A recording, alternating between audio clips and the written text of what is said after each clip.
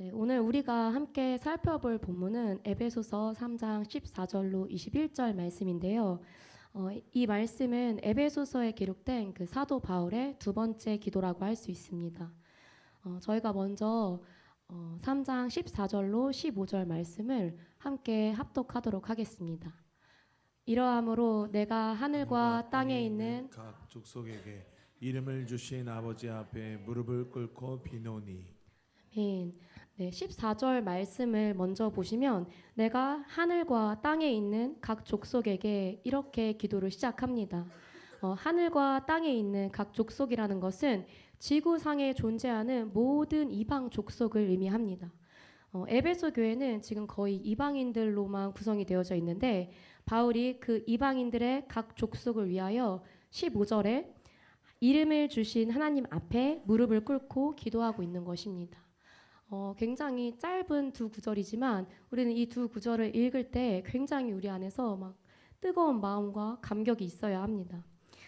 왜냐하면 지금 이 이방 족속이라는 것에는 그 당시 대한민국은 존재하지도 않았지만 시간과 공간의 제한을 받지 않은 영적인 세계로 보았을 때 이 기도의 대상에 이 대한민국을 포함한 온 세계와 열방이 포함되어져 있는 개념이기 때문입니다. 이러한 사도 바울의 기도는 우리는 이것을 통해서 성령께서 이끄시는 기도의 두 가지 특징을 알 수 있습니다. 빈칸을 보시면 먼저 첫 번째로는 광대함입니다. 광대함.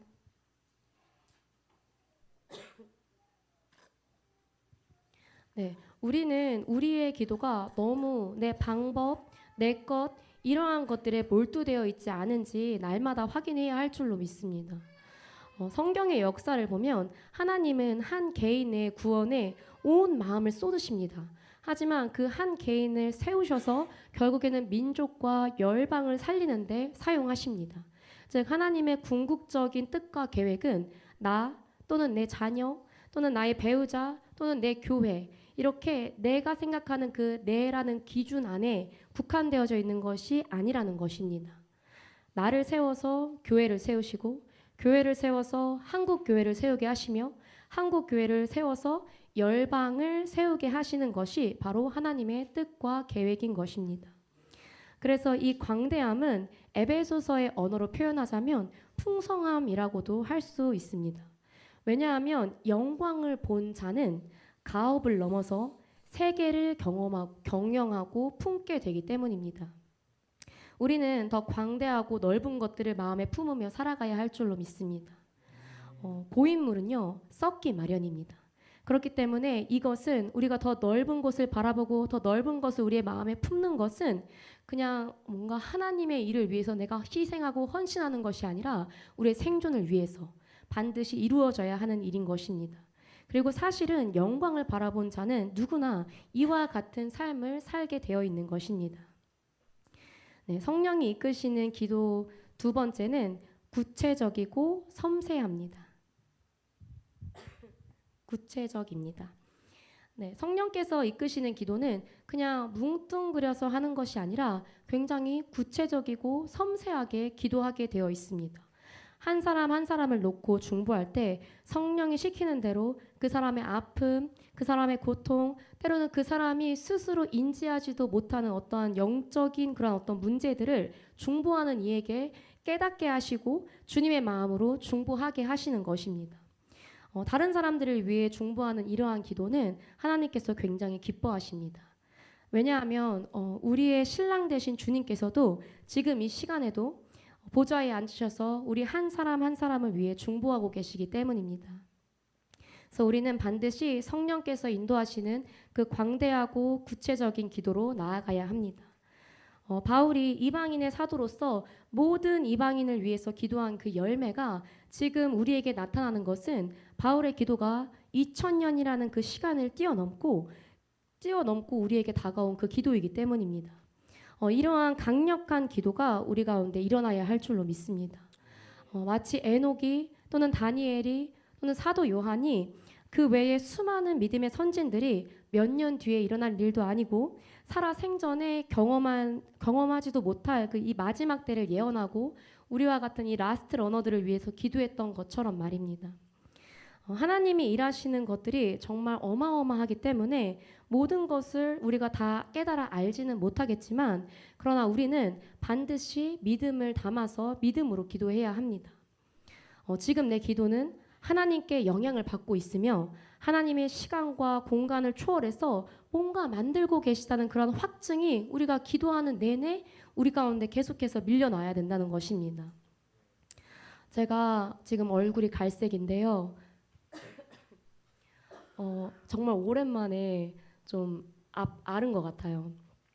제가 이제 지난 이제 화요일부터 좀 앓기 시작했는데 이제 제가 앓으면서 럭키비키한 그것을 두 가지 이야기하자면 하나는 입맛이 없어서 살이 좀 빠졌습니다. 어떤가요? 살이 좀 빠져 보이나요? 살이 좀 빠져서 조금 예뻐진 것 같고요. 그리고 두 번째는 무엇이냐면 제가 너무 아프니까요.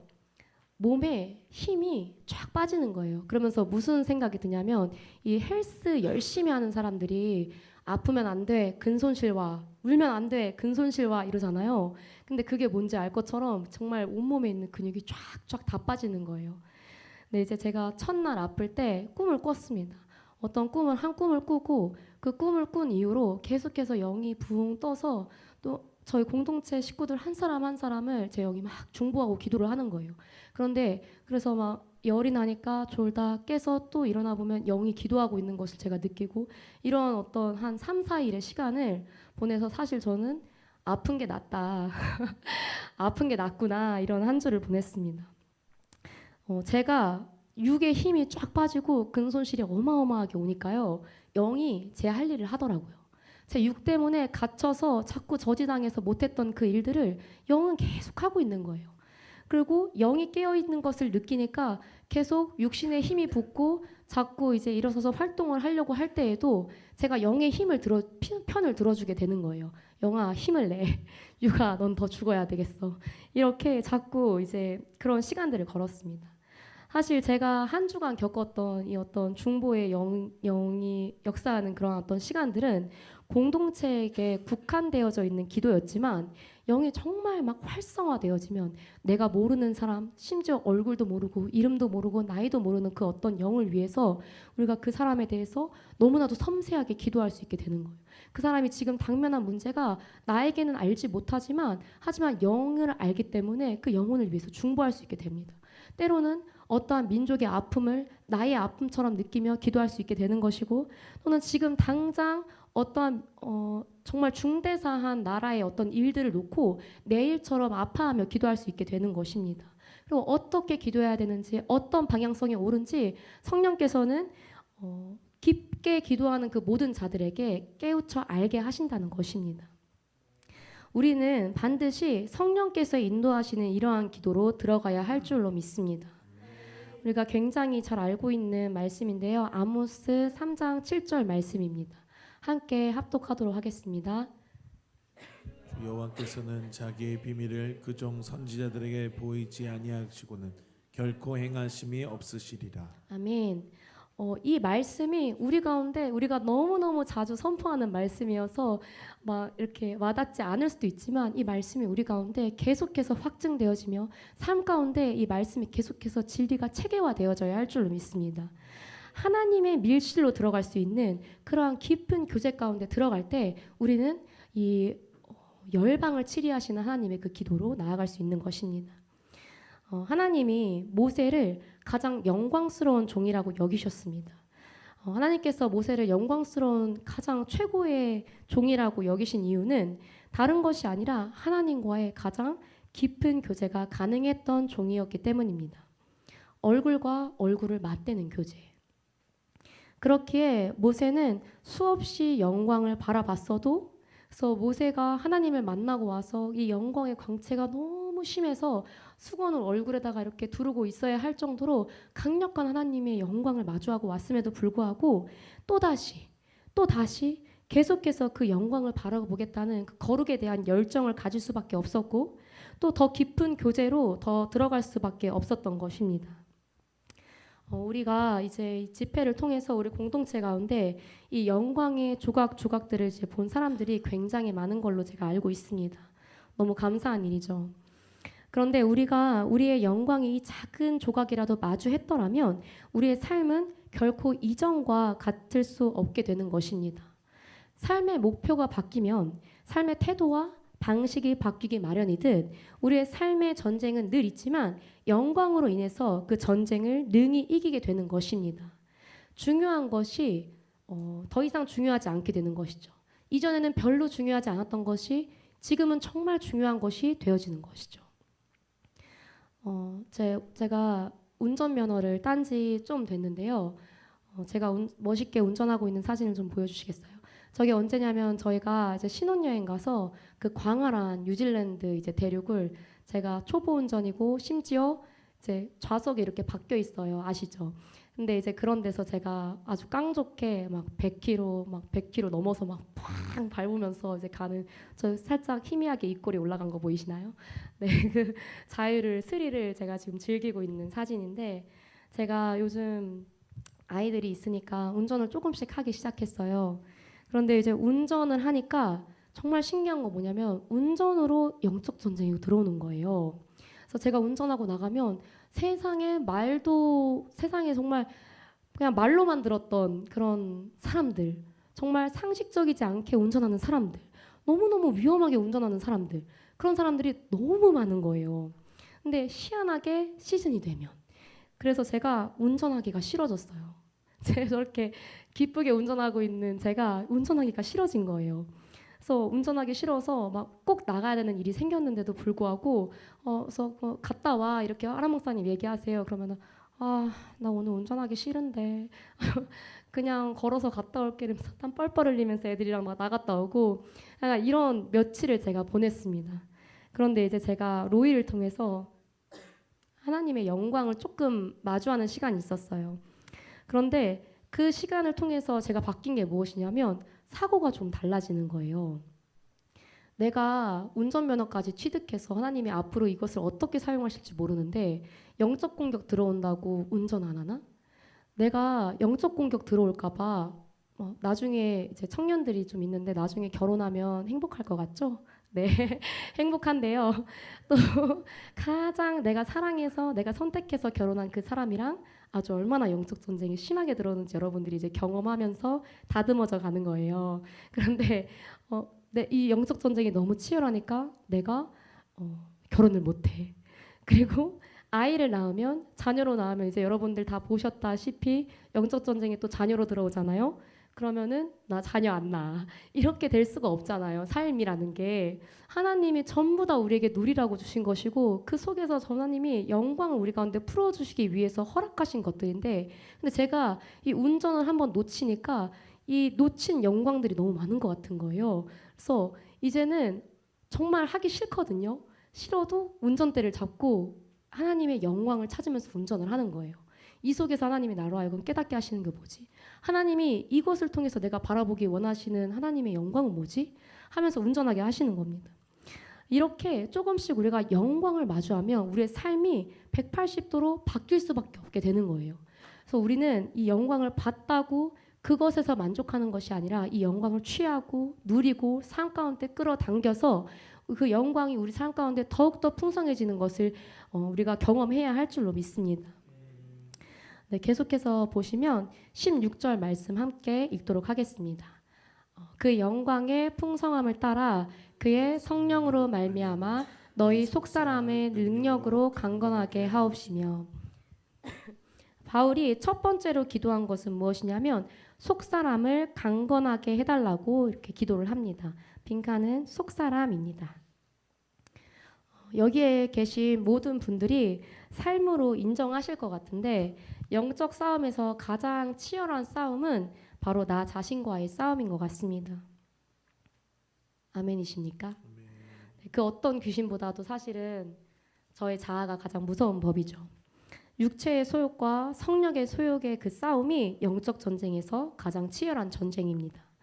옛사람과 새사람은 둘이 공존할 수 있는 상태가 0%입니다. 빈칸에 0이라고 써주시면 됩니다. 새사람이 번성하면 옛사람은 죽어지는 것이고 옛사람이 번성하면 새사람이 죽어지는 것입니다. 그렇기 때문에 둘 중 하나는 죽어야 끝이 나는 것이죠. 우리는 날마다 매 순간 이 싸움을 싸우고 있습니다. 여러분들께서 이제 많이 들어보신 비유이겠지만 사진 보여주시겠어요? 흰 개와 검은 개가 있습니다. 이 흰 개와 검은 개가 싸우면 과연 어떤 개가 이길까요? 흰 개가 좀 더 눈이 빨갛고 무섭게 생겨서 흰 개가 이길까요? 어떤 개가 이길까요? 여러분들 다 아시기 때문에 반응을 안 하는 줄로 제가 알고, 네, 당연히 밥을 많이 먹어서 힘이 센 개가 이기는 것입니다. 아까 이제 같이 점심 식사를 하는데 담임 목사님께서 이제 로이가 로아를 많이 때린다고 이제 말씀하시는 거예요. 근데 언제부터 로아가 로이를 때리기 시작했냐면 로아가 로이보다 밥을 더 많이 먹을 때부터 로아가 로이를 때리기 시작했습니다. 네, 이것처럼 밥을 많이 먹는 로아가 밥을 조금 먹는 로이를 이기는 것이죠. 그렇기 때문에 우리는 계속해서 우리의 육신의 밥을 굶기고 옛 사람에게 힘이 될 만한 그 어떤 것도 허락해서는 안 될 줄로 믿습니다. 구약의 수많은 전쟁들 가운데 하나님이 이끄시는 전쟁이 승리한 후에 하나님의 명령은 때론 너무나도 잔인하게도 어린아이, 모든 가축, 짐승 또 이런 모든 것들을 다 멸절시키라고 하나님께서 명령하십니다. 이것을 우리에게 지금 바로 적용해 본다면 우리가 아무리 전쟁에서 승리해도 그 육신을 부추기는 그 경향성을 뿌리째 뽑지 않는다면 우리는 언제든 다시 걸려 넘어질 수 있다는 것입니다. 만약에 저희가 이제 내가 이번 집회에서 하나님 앞에 정말 회개하고 영광을 바라보았는데 다시금 집에 와서 똑같은 자세로 누워서 SNS 하고 유튜브 보고 친구들 만나서 시간을 보내는 그러한 삶을 산다면 우리는 계속해서 육의 먹이를 주고 있는 것입니다. 내가 어떠한 한 문제 가운데 하나님 앞에 온전히 위로를 받고 또 그 상처가 치유되고 또 하나님 앞에 회개해야 할 것들을 회개했는데 다시금 비슷한 상황이 생겼을 때 내가 나도 모르게 똑같이 나의 육신을 위하는 나의 편을 들어주는 그러한 말들을 할 때 우리는 다시금 육신에게 먹이를 주고 있는 것입니다. 이러한 것들이 일어나지 않게 하기 위해서 하나님은 어린아이든 가축이나 짐승이나 할 것 없이 멸절시켜버리고 심지어는 그들의 재산 또한 취하지 말라고 말씀하시는 것입니다. 세 사람만이 하나님의 것들을 받아서 내 안에서 영광을 번성시키는 것이지 옛사람이 하나님의 영광을 위해서 존재할 수 있는 이유는 단 한 가지도 없는 것입니다. 그렇기 때문에 사도 바울이 이 영광스러운 교회에 옛사람이 아니라 새 사람이 강건하라는 이 기도는 굉장히 중요한 기도이며 에베소 교회에 새 사람을 번성케 하는 그러한 믿음의 기도인 것입니다. 이렇게 속 사람이 강건케 되기 위해서는 무엇이 필요하겠습니까? 우리가 말씀에서 읽었던 것처럼 또는 계속해서 강조했던 것처럼 영광의 풍성함이 필요한 것입니다. 이 영광이라는 것은 헬라어로 독사인데 그 뜻은 자체로 빛이라는 뜻입니다. 즉 영광은 한마디로 말해서 하나님의 존재 방식인 것입니다. 영광은 하나님의 그 존재, 하나님 자신이 임하는 것이기 때문에 영광은 조각으로 임하던 아니면 통째로 임하던 그것은 풍성하게가 이루 말할 수 없는 것입니다. 그래서 우리가 집회 때 또는 우리가 예배를 드리며 어느 순간순간 영광을 마주할 때 정말 그 우리를 가득 채우던 그 느낌을 우리가 기억하지 않습니까? 그렇게 하나님이 빛이, 영광이, 성령이 강력하게 임하는 곳에는 무엇이 임하냐면 거룩과 자유가 있습니다. 그것이 특징으로 드러납니다. 그렇기 때문에 우리는 뭔가 손이 떨리고 또는 몸이 마비되는 것 같고 막 불이 강력하게 임하는 것 같고 하는 그런 어떤 현상적인 것에 집중하는 것이 아니라 그 영광을 온전히 우리의 속에 받아들이고 담아내서 삶 가운데 거룩과 자유로 나아가야 될 줄로 믿습니다. 제가 이번 집회를 통해서 이제 경험한 것이 꿀팁이 한 가지 무엇이냐면 집회는 가기 전에 싹 비우고 가서 이제 비운 그 그릇에다가 영광을 가득 담아오는 거구나. 제가 이번에 체감하여 배웠습니다. 이 영광이 풍성함이 사실 교회에게 주어지고 허락된 것이기 때문에 우리는 계속해서 예배 가운데, 말씀 가운데, 찬양 가운데 영광의 풍성함이 드러나야 합니다. 그리고 이 영광의 풍성함을 교회 공동체로부터 우리 각자 개인이 또다시 먹으며 속사람은 날로 새로워지고 강건해지는 그러한 우리가 되어야 할 줄로 믿습니다. 네, 17절 말씀을 보도록 하겠습니다. 네, 함께 읽겠습니다. 믿음으로 말미암아 그리스도께서 너희 마음에 계시게 하옵시고 너희가 사랑 가운데에서 뿌리가 박히고 터가 굳어져서. 네, 사도 바울이 두 번째로 기도한 것은 무엇이냐면 바로 믿음과 사랑으로 장악되는 것입니다. 인본주의적인 사랑이 아니라 믿음으로 장악된 사랑, 그 영의 사랑을 의미하는 것입니다. 이 영광이 임하면 풍성과 거룩 그리고 자유가 임한다고 말씀드렸는데 이 영광의 풍성함의 내용은 무엇이냐? 바로 이 사랑이라고 할 수 있습니다. 내가 영광을 마주해서 하나님의 영광으로 가득 채워졌는데 나에게 사랑이 없어. 그렇다면 우리는 영광을 제대로 받지 못한 것입니다. 디모데전서 1장 5절 말씀을 함께 보도록 하겠습니다. 함께 읽겠습니다. 경계의 목적은 청결한 마음과 선한 양심과 거짓이 없는 믿음으로 나는 사랑이거늘. 네, 디모데전서 1장 5절을 보면 청결한 마음과 선한 양심과 거짓이 없는 믿음의 이 세 가지 파이프, 이 관으로 날마다 사랑을 끌어당기는 것입니다. 청결한 마음과 선한 양심과 이 진실한 믿음만 사실 구축이 된다면 사랑은 내 마음 가운데 계속해서 충만할 수 있는 것입니다. 네, 고린도전서 12장 31절 말씀을 또 함께 보도록 하겠습니다. 시작. 너희는 더욱 큰 은사를 사모하라. 내가 또한 제일 좋은 길을 너희에게 보이리라.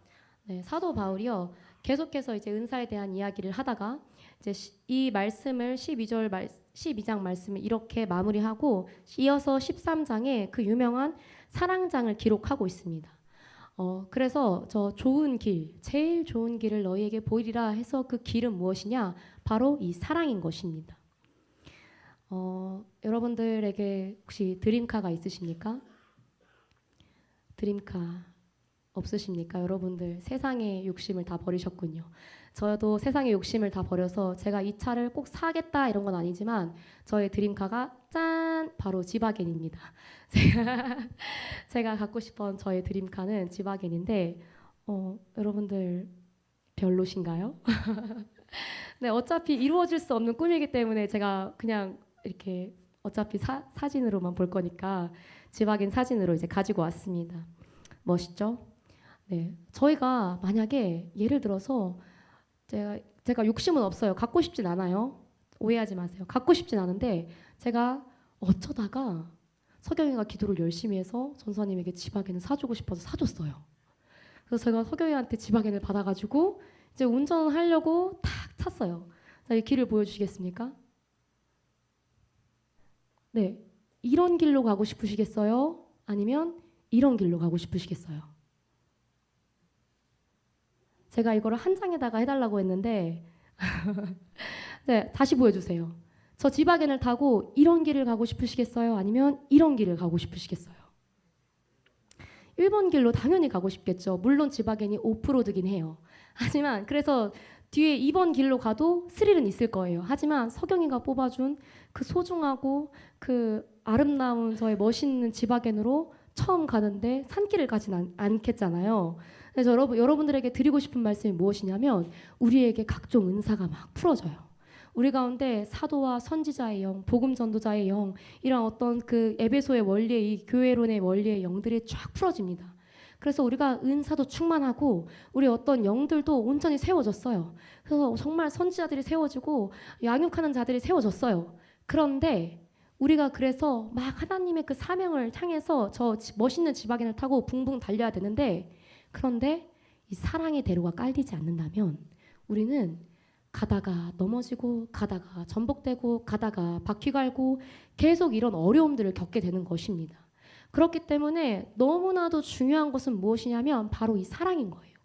우리 가운데 다른 그 어떤 은사들보다도 다른 그 어떤 체험적인 것들보다도 다른 어떤 것들보다도 하나님에게서 오는 그 사랑이 우리 가운데 온전히 풀어져야 할 줄로 믿습니다. 교회 안에 이 인본주의적인 사랑이 아니라 믿음의 사랑의 대로가 탄탄하게 만들어지고 에베소의 원리로 그 위에 사도와 선지자, 복음 전파, 양육의 영으로 포장된다면 교회는 이제 그때서야 비로소 무엇이든 할 수 있게 되는 것입니다. 이 능력을 갖추게 되는 것입니다. 즉 사랑은 기본 베이스인 것이죠. 사랑이 교회의 전반적인 길이 되도록 우리는 이 디모데전서 1장 5절과 같이 그 사랑의 행동 강령이 우리 가운데 계속해서 선포되어야 할 줄로 믿습니다. 네, 함께 18절, 19절 말씀을 보도록 하겠습니다. 시작. 능히 모든 성도와 함께 지식에 넘치는 그리스도의 사랑을 알아 그 넓이와 길이와 높이와 깊이가 어떠함을 깨달아 하나님의 모든 충만하신 것으로 너희에게 충만하게 하시기를 구하노라. 아멘. 사도 바울은 이제 계속해서 사랑을 강조하는데 사랑만 아니라 사랑의 지식이 깊어지고 넓어지고 높아지기를 강구하고 있습니다. 사랑의 지식은 다시 말해서 지식을 초월하는 사랑을 의미합니다. 바울에게 있어서 지식을 초월한 사랑은 바로 계시, 즉 하나님으로부터 온 사랑을 의미합니다. 앞에서도 인본주의적인 사랑이 아닌 믿음의 사랑을 강조했었죠. 결국 이 사랑조차 내 안에서 사랑의 본체이신 하나님께서 하나님의 사랑의 방식으로 해나가는 것입니다. 즉 우리는 계속해서 하나님이 주시는 그 사랑, 공급하시는 그 사랑을 받아서 나누어 쓰는 원리인 것입니다.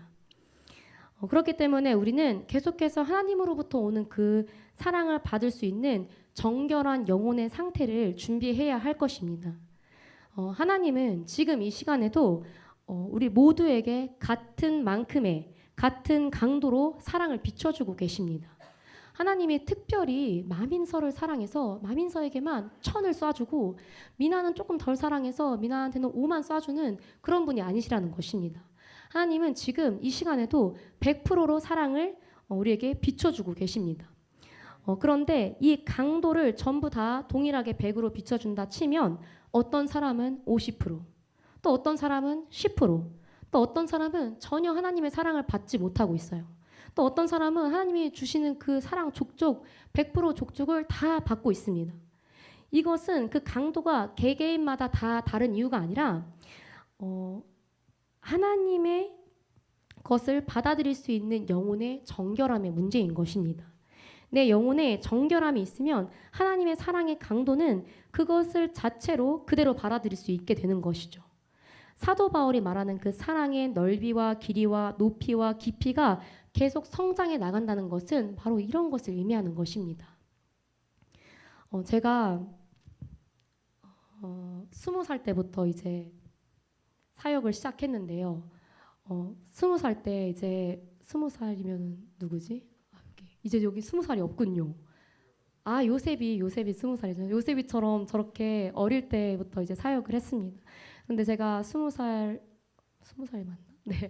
아무튼 어릴 때부터 사역을 했는데 제가 그때 또 어떤 생각을 했냐면 나에게 맡겨진 영혼들을 영혼을 치리하는 모든 자는 성경에 아비어미라고 하는데 내가 이 영혼들의 어미가 되어줘야겠다 이런 마음이 있었어요. 그런데 제가 아이를 안 낳아봤잖아요. 제가 아기를 낳아본 적이 없는데 자식같이 사랑한다는 말이 뭔지 모르겠으니까 제가 자식처럼 너를 사랑해라고 말을 못하겠는 거예요. 그리고 그런 방식으로 사랑할 수도 없고요. 왜냐하면 자식이 없으니까. 그래서 제가 처음에 로이를 임신했을 때 가장 기뻤던 것은 무엇이냐면 그게 가장 기뻤어요. 이제 내가 자녀처럼 지혜를 사랑한다는 게 뭔지 알겠다. 내가 이제 로이를 낳아서 로이를 키우다 보면 내가 정말 그 영혼을 자녀처럼 여기면서 미진이를 사랑하는 게 뭔지 이제 내가 깨달아 알 수 있겠구나. 그게 너무 기쁜 거예요. 그리고 제가 이제 계속해서 이제 하늘소망 공동체에 와서 신앙생활을 하면서 너무 사랑하고 너무 알고 싶고 내가 너무 미나를 위해서 기도해주고 싶은데 애들이 좀처럼 기도 제목을 안 내놓는 거예요. 도대체 한 주 동안 어떻게 사는지 너무 궁금하고 어떻게 살았는지 어떻게 살았으면 도대체 이 꼴로 왔는지 넌 너무 궁금한데 근데 애들이 또 말해주지도 않고 기도 제목도 안 나눠주고 너무 궁금한 거예요. 그래서 제가 하나님께 기도했어요. 하나님, 제가 미나를 위해서 기도하고 싶은데 어떻게 기도해야 될지 모르겠어요. 그래서 하나님 알려주세요. 알게 해주세요. 이렇게 한동안 많이 기도했던 것 같아요. 근데 이제 서목사님이 말씀해 주신 것처럼 제가 좀 몸으로 치르는 중보 이제 하게 되었잖아요. 그런데 제가 처음에 딱 이것이 저에게 왔을 때 약간 억울한 마음이 조금 있는 거예요. 왜냐하면 제가 다른 사람들처럼 일반적이게 기름 부으심도 느끼고 불도 느끼면서, 그리고 솔직히 이게 좀 쉬운 길은 아니기 때문에, 이제 고통이 오는 것이 쉬운 길은 아니기 때문에 주님 얼굴도 한번 배웠고 그러면서 이렇게 중보하게 되면 너무 감사하잖아요. 그런데 그런 거 일절 없이 그냥 몸으로 치르기부터 시작하니까 제가 좀 그런 거예요. 그래서 이제 하나님 앞에 약간 투덜거리기도 하고, 그리고 이제 주변 사람들한테 참 내가 원하는 건 이게 아닌데, 내가 원하는 영적인 예민함이 이게 아닌데, 이렇게 얘기를 했습니다. 근데 이제 그렇게 이제 얘기하고 며칠 지나서 하나님이 저에게 제가 그렇게 기도했던 것을 생각나게 하시는 거예요. 네가 공동체를 위해서 기도하고 싶다며, 네가 그렇게 기도하고 싶다고 나한테 구했었잖아, 이렇게 말씀하시는 거예요. 저는 정말 지혜를 위해서 기도하고 싶어서 제가 지혜를 공부해요. 웃기죠, 여러분들? 제가 정말 사랑하고 싶어서 사랑을 공부했어요. 이렇게 지혜에게 영적인 얘기를 해주는 게 좋을까? 이렇게 말하는 게 좋을까? 지혜를 위해서 이렇게 기도하는 게 좋을까? 그래서 제가 자꾸 혼자 막 연구하고 공부하고 생각했어요. 막 그렇게 사랑을 제가 지식으로 했던 거예요. 그런데 하나님께서 저로 하여금 깨달아 알게 하셨죠. 그건 사랑이 아니라는 것을 알게 해주신 거예요. 네가 노력하는 거 그건 다 사랑이 아니야. 네가 청결해진 만큼 네 그릇에 품을 수 있게 되는 거고, 품을 수 있는 만큼 너는 중보할 수 있게 되는 거야. 그때 너에게 중보의 영이 임하는 거야. 하나님이 알려주시는 거예요. 그래서 저는 그때부터 좀 힘들 때 있거든요. 저보다 아마 더 힘든 사람 하람 목사님일 거예요. 왜냐하면 제가 막 이렇게 저를 케어해 주는 게 또 하람 목사님이니까.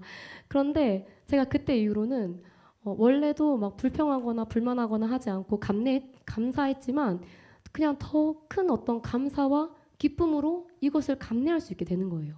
내가 공동체를 위해서 이렇게 기도할 수 있는 그릇으로 하나님이 나를 빚어주셨구나. 하나님께서 사랑의 대로를, 하나님께서 나의 마음 가운데 그 사랑의 대로를 만들어 주셨구나. 하나님께서 알게 하시는 거예요. 그래서 너무나도 감사했습니다. 여러분들에게 이러한 것들을 이야기하는 이유는 사랑을 하려고 우리가 노력하잖아요. 하나가 되려고 노력하잖아요. 그러한 것들은 사실 노력이 필요한 부분이 있겠죠. 하지만 필요하지 않다고 말씀드리고 싶습니다. 중요한 것은 청결한 마음인 거예요. 우리의 마음이 청결해질 때, 우리의 마음이 깨끗해질 때, 그때 비로소 우리는 하나님의 그 사랑을 온전히 받을 수 있고, 그리고 그 사랑을 나누어 줄 수 있게 되는 것입니다. 우리 공동체 가운데 이 사랑의 기름 부으심이 충만하게 풀어지길 원해요. 그리고 이 사랑의 대로가 탄탄하게 먼저 깔리길 원합니다.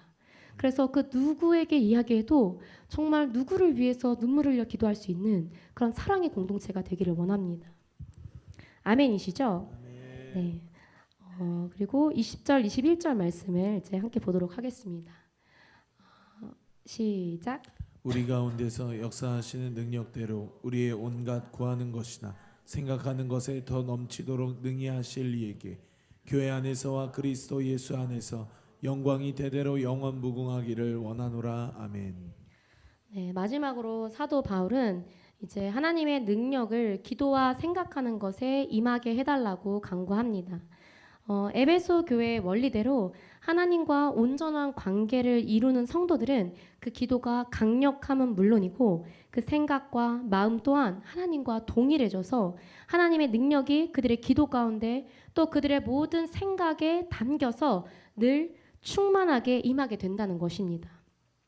그렇기 때문에 우리는 앞서 나눈 것처럼 속사람을 강건케 하는 그 작업을 게을리해서는 안 될 것입니다. 이 생각이 육신을 생각하면 육체의 욕심이 열리고 옛사람이 번성하게 되는 것이며, 이 생각이 하나님의 것들을 향하고 있으면 성령의 소욕의 통로가 열리고 새 사람이 번성하게 되는 것입니다. 즉, 이 생각의 훈련이 완전히 하나님께 고정되면 내가 생각하는 것만으로도 하나님께서 응답하시는 것입니다. 아멘이시죠? 네. 마지막 결론으로 21절에 교회 안에서와 그리스도 예수 안에서 영광이 대대로 영원 무궁하기를 원하노라. 이렇게 기록이 되어져 있습니다. 헬라어의 특징은 앞에 기록한 것을 강조하는 것이기 때문에 원래 이 말씀을 좀 더 옳게 표현한다면 그리스도 예수 안에서와 교회 안에서라고 이제 해석 표현되는 것이 맞습니다. 그러나 이 에베소서는 교회론이기 때문에 교회론을 가르치는 것이기 때문에 교회 안에서를 강조하고 있는 것입니다. 우리가 계속 다루어 왔듯 교회, 예수 그리스도, 하나님, 후사 이 모든 것은 동격인 것입니다. 창조주의 제한 없는 그 권세와 능력은 교회에 임한 것이고 그 교회를 통해 드러나게 되는 것이죠. 그래서 교회를 강조하기 위해서 이와 같이 사도 바울은 에베소서 안에 두 번째 기도를 이와 같이 마무리하고 있는 것입니다. 에베소에 이루어진 이 위대한 역사가 우리 공동체 가운데 온전히 풀어지길 소망합니다. 말씀을 마무리하기 전에 우리가 에베소서 3장 13절 말씀을 함께 보도록 하겠습니다. 그러므로 너희에게 구하노니 너희를 위한 나의 여러 환난에 대하여 낙심치 말라. 이는 너희의 영광이니라. 네, 지난 시간에 이제 찬 전사님께서 이 2장 말씀을 잘 풀어주셨는데요. 이렇게 말씀이 3장 13절이 마무리됩니다. 한 단락이. 그리고 이어서 오늘의 본문이 시작되었습니다. 그리스도의 고난이 영광임을 이야기하는 것이죠. 그런데 그리고 나서 강조하는 것이 바로 그리스도의 사랑을 알라는 것입니다. 이것이 의미하는 바가 무엇이겠습니까? 이 마지막 때 너무나도 이 고난이 극심한 이때에 하나님의 영광을 바라보고 살아야 되는 이때에 우리에게 너무나도 중요한 것은 그 영광의 풍성함으로 인해서 정결함을 택하는 거룩한 신부만이 그리스도의 고난의 잔을 함께 마시며 그 영광을 함께 누리게 되는 것임을 사도 바울은 강조하고 있는 것입니다. 여러분들 가운데 이 사랑의 은사가 온전히 풀어지길 소망합니다.